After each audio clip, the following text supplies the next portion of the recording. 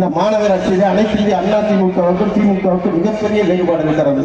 திமுக இத்தனை நாள் இந்த ஆட்சி புரிந்து எந்த சாதனையும் செய்திடவில்லை. சாதனை செய்யாத அரசாக மாநகராட்சியாக இந்த திட்டங்களை வெறுக்காத மாநகராட்சியை இங்கே இருந்து கொண்டிருந்தது. இந்த நாடுகளில் இவ்வளவு பெரிய குற்றச்சாட்டுக்கு ஆளாகி இருக்கிற இந்த மாநகராட்சி நிர்வாகம் மோசமான நிர்வாகமான எந்த திட்டத்தையாவது செயல்படுத்தியிருக்கணும். எந்த திட்டத்தையும் செயல்படுத்தல. இன்றைக்கு நான் எதை சொல்றேன்னா, முதலமைச்சர் ஸ்டாலின் வந்து சொன்னாரு, மதுரையின் வளர்ச்சியை பற்றி கவலைப்படுகிறீர்கள் என்றார். எத்தனை 4.5 ஆண்டு காலம் கழித்து மதுரை மாநகராட்சியின் வளர்ச்சியை கவனம் செலுத்துவதாக மதிப்பிற்குரிய ஸ்டாலின் சொல்லுகிறார். அவர் இந்த மதுரைக்கு என்ன திட்டங்களை கொண்டு வந்தார்?